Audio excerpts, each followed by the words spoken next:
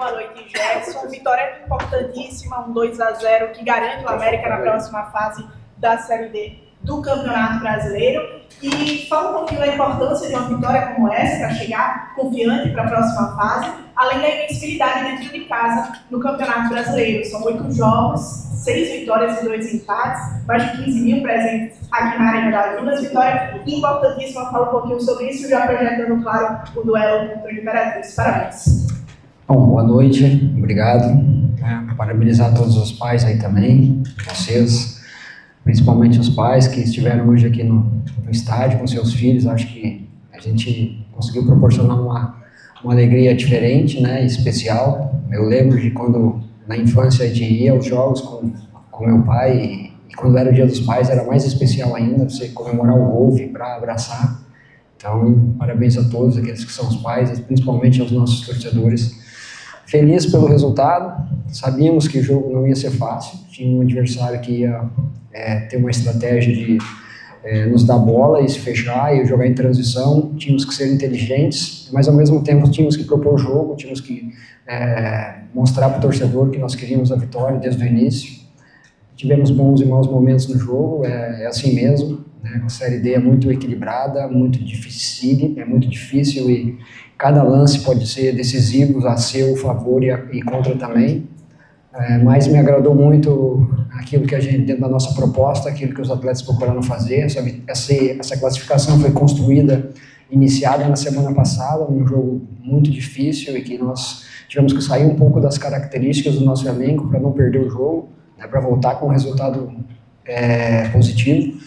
E durante a semana também os trabalhos foram credenciando nós a conquistar a vaga, a passar de fase. Então, muito feliz e feliz também pelo torcedor que se fez presente. Não tenho dúvida que na próxima partida a gente vai fazer de tudo para que tenha mais pessoas ainda, né?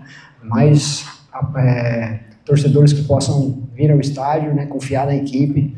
Acho que hoje a gente está conseguindo passar isso, né? Uma alegria e principalmente uma confiança, uma expectativa, mas a gente sabe que faltam 4 jogos ainda para o objetivo principal, aquilo que é o nosso maior objetivo aí do ano, e nós vamos trabalhar bastante para chegar nesse momento.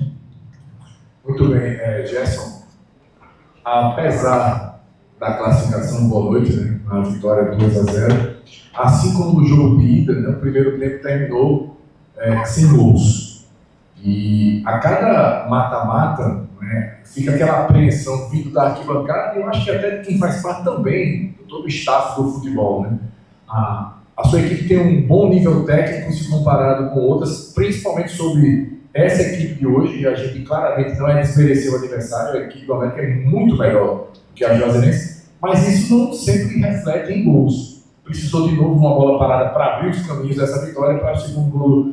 O time também, nessa construção de classificação e acesso, também tem que aprender um pouquinho mais a jogar jogo do mata, como vocês falam. Como você falou, eu concordo, eu faço uma leitura bem próxima, né? São jogos dificílimos de se jogar, principalmente quando estão em abertos, e aí se tornam perigosos, né? O torcedor, a gente sabe que sente isso, mas eu vejo um elenco muito maduro, assim, nesse sentido também, de proporcionar poucos momentos para o adversário de superioridade. E eles vão acontecer, né? Porque é natural. Do outro lado também tem uma equipe que estuda o América, que se prepara para jogar, que tem qualidade, algumas mais, outras menos, né? Eu também concordo que a nossa equipe é uma equipe mais técnica, mas uma proposta defensiva bem organizada também para jogar em transição, como o adversário fez hoje, pode dificultar ainda mais se nós não tivermos uma circulação em velocidade, se nós não tivermos uma troca de corredor, mas entendo que nós tivemos alguns momentos no jogo que conseguimos produzir ofensivamente, com movimentações e algumas finalizações. E a bola parada é um trunfo que nós temos, né? A gente precisa aproveitar, voltamos a fazer o gol de bola parada, mas por mais que o adversário se prepare para isso, a gente tem muita qualidade, tem jogadores que têm um bom posicionamento, e a gente vai aos pouquinhos colocando para aqueles atletas que ainda não têm muita vivência dentro da Série D, de como é a competição, que a gente não pode ficar desatento em nenhum minuto, porque é muito difícil se construir um resultado, né, tanto dentro como fora de casa. E a gente precisa saber jogar o jogo. Agora, se inverte as situações, né? Se inverte não. Novamente a gente vai buscar um jogo fora de casa, contra uma equipe também que é difícil, que sabe jogar nos seus domínios, apesar de ter perdido o jogo, mas os atletas têm assimilado bem alguns ajustes que nós estamos fazendo, algumas cobranças em termos de melhora, e vejo nós num caminho certo, numa crescente, sim, para jogar jogos decisivos, né? Mas é claro que a gente procura sempre buscar o gol já no primeiro tempo, né? Para poder tranquilizar o torcedor e também tranquilizar a nossa equipe. Gerson, boa noite, parabéns por mais uma vitória à frente do América. Tomando como gancho a pergunta do colega, hoje os gols saíram do banco de reservas, né? Dois atletas o primeiro gol do Lucas Rodrigues e o segundo gol do Gabriel Lima.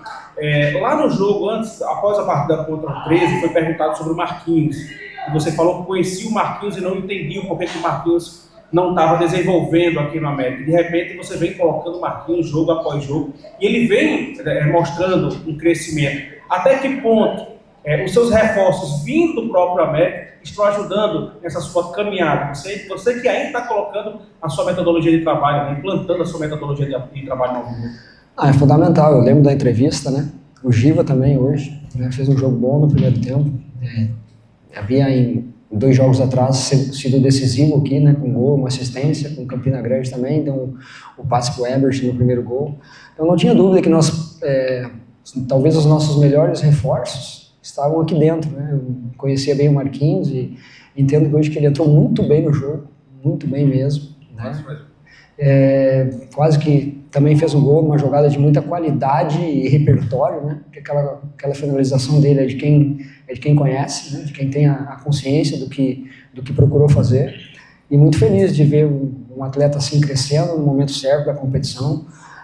O Salatiel voltando ainda, né? Sem embocadura, sofrendo um pouco, mas brigando dentro das suas características, né? Então, e nós tivemos hoje a situação de o Eliardo nem entrar no jogo, né? Pela proposta, por aquilo que nós entendemos, e o atleta também é um excelente profissional, sabe que é um grande reforço, vai nos ajudar muito ainda na caminhada, mas hoje acabou não tendo a oportunidade, mas tenho certeza que também está preparado, o Lucas Oliveira está preparado com uma necessidade para jogar, como o Jonathan que nós trouxemos, também está preparado, então acho que o elenco, estou muito satisfeito com o elenco, tanto é que na última semana a gente conversou e entendeu que não precisaria mais buscar reforços, né? Porque com a volta do Salatiel, chegada do Eliardo, a gente está muito bem servido. Então agora esse grupo, né, conseguir continuar apoiando eles, né, melhorando, potencializando alguns atletas que ainda podem melhorar mais. Acho que o Dudu também vem crescendo aos poucos no jogo, nos jogos, para que a gente possa aí ter uma América cada vez mais forte.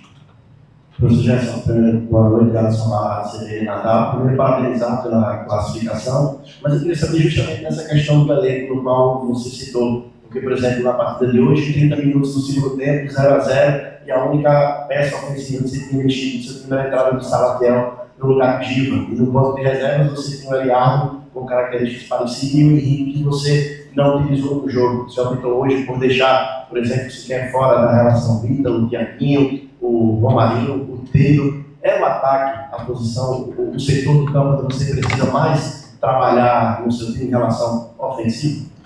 Sem dúvida, a organização ofensiva ela sempre tem que ser trabalhada e melhorada, né? Como eu falei antes, os adversários estudam, né, conhecem as características do atleta e nós precisamos encontrar soluções, né? Nós temos um elenco aí com muitos atletas bons, eu coloquei isso na nossa representação, né? Que já no jogo em Juazeiro, muitos bons atletas acabaram nem viajando, né? Mas o grupo é isso, não tem como levar todo mundo.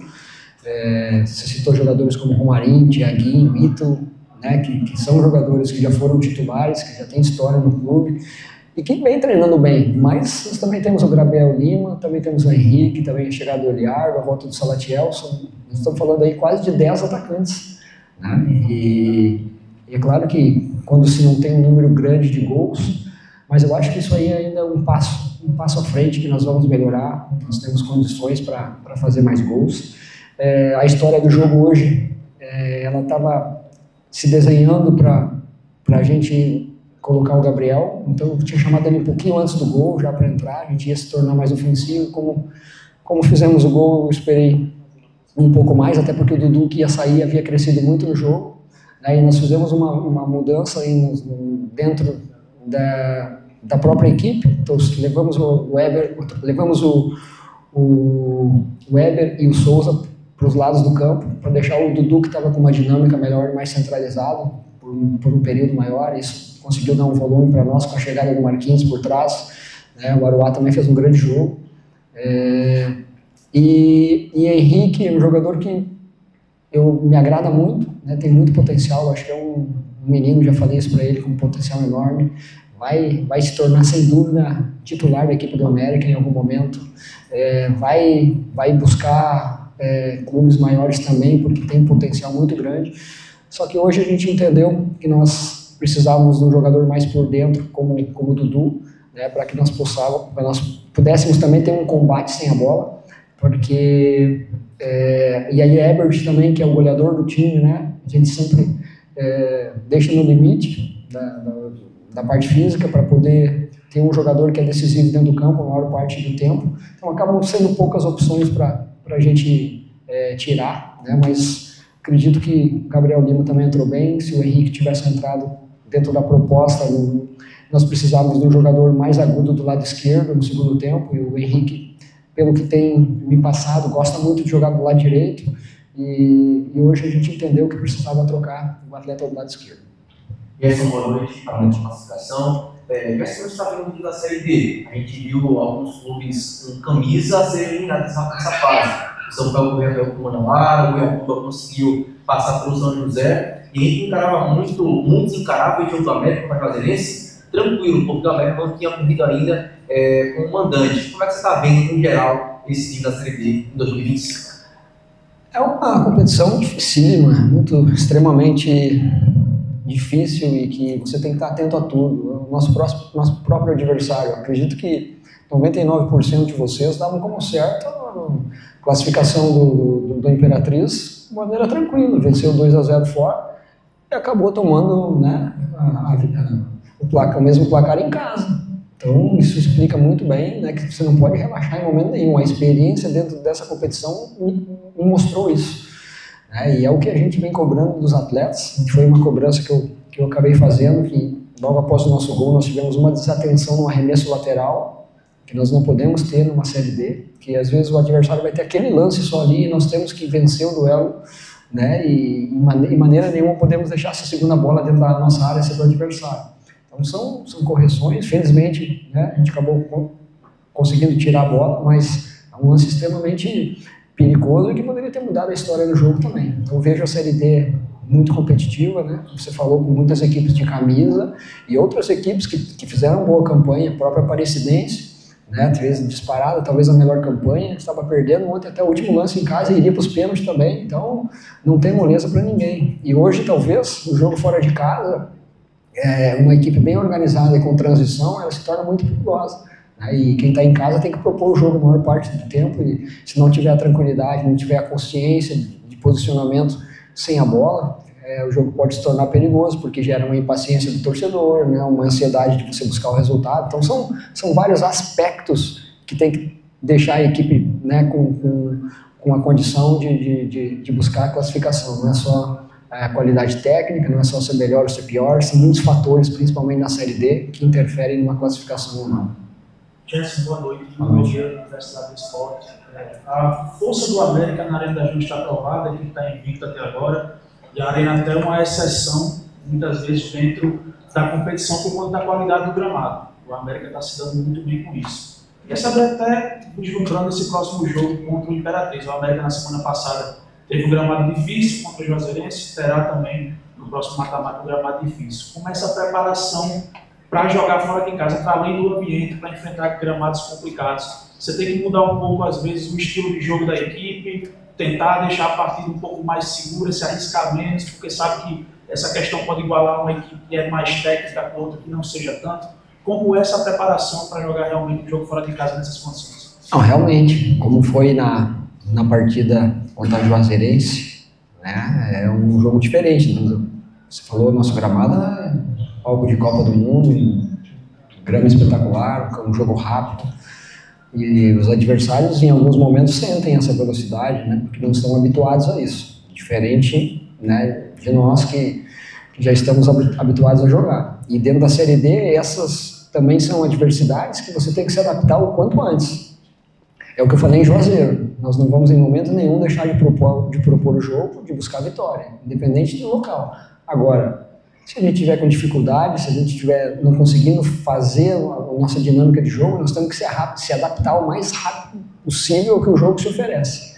Então, e isso aconteceu lá, né? De, às vezes a bola está mais viva, ser um jogo mais de segunda bola, de ser jogo mais de ligação direta.